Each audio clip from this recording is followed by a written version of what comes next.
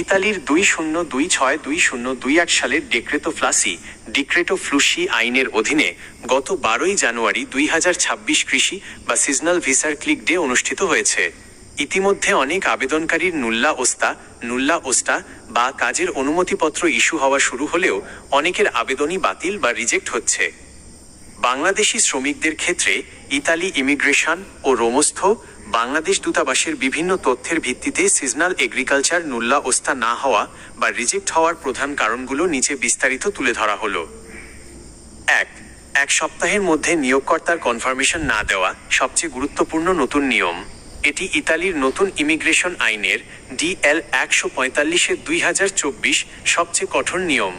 স্পর্তেলো Unico -SUI বা ইতালীয় immigration office যখন নিয়োগকর্তার এমপ্লয়ার আবেদনটি প্রাথমিক যাচাই শেষে তার পিক সার্টিফাইড ইমেল ঠিকানায় নোটিফিকেশন পাঠায়, তখন থেকে ঠিক 7 দিনের মধ্যে নিয়োগকর্তাকে অনলাইনে ওই নুল্লা ওস্তার আবেদনটি চূড়ান্তভাবে নিশ্চিত কনফার্ম করতে হয়।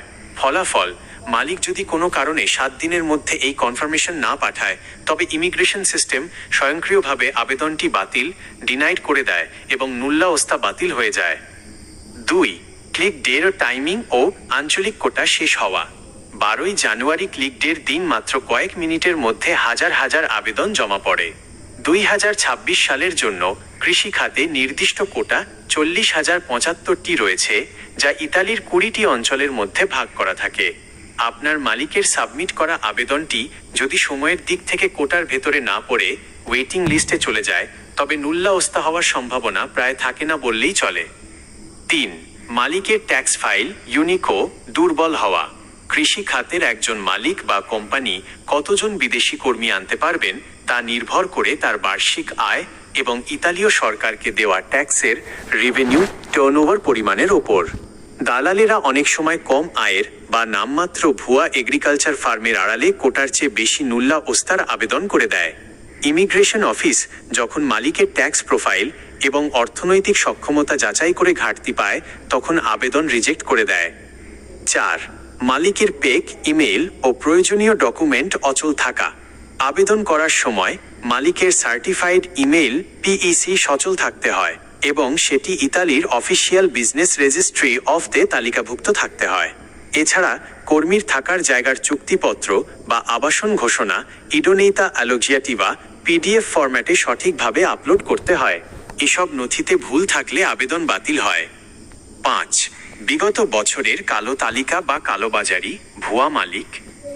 2024 ও 2025 সালে বাংলাদেশিদের নামে প্রচুর ভুয়া নুল্লা ওস্তা ইস্যু করে টাকা হাতিয়ে নেওয়ার কারণে ইতালি সরকার বাংলাদেশ সহ কয়েকটি দেশের জন্য অটোমেটিক ক্লিয়ারেন্স বন্ধ করে কঠোর ভেরিফিকেশন চালু করেছে।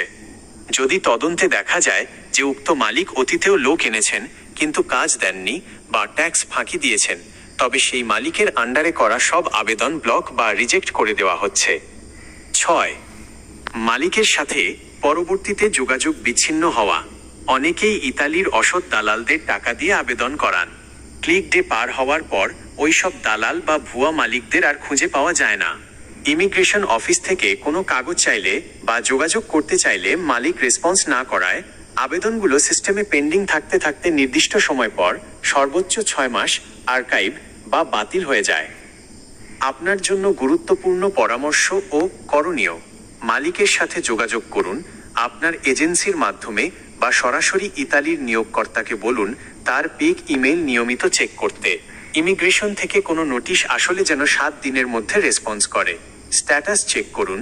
মালিকের SPID ডিজিটাল ID ব্যবহার করে ইতালি স্বরাষ্ট্র মন্ত্রণালয়ের ALI পোর্টালে লগ ইন করে আবেদনের বর্তমান অবস্থা স্ট্যাটাস চেক করতে বলুন। আবেদনটি কোটার ভেতরে আছে নাকি ওয়েটিং লিস্টে গেছে তা সেখান থেকেই নিশ্চিত হওয়া যাবে। টাকা লেনদেনে সতর্ক থাকুন নুল্লা ওস্তা হাতে না পাওয়া পর্যন্ত, এবং সেটি আসল কিনা অনলাইনে যাচাই না করে নিশ্চিত না হয়ে কাউকে বড় অঙ্কের আর্থিক লেনদেন করা থেকে বিরত থাকুন। আপনার আবেদনটি কোনো প্রভিন্স যেমন লাতিনা, ভেরোনা, সালের্নো ইত্যাদি থেকে করা হয়েছে এবং মালিকের কাছ থেকে কোনো আপডেট পেয়েছেন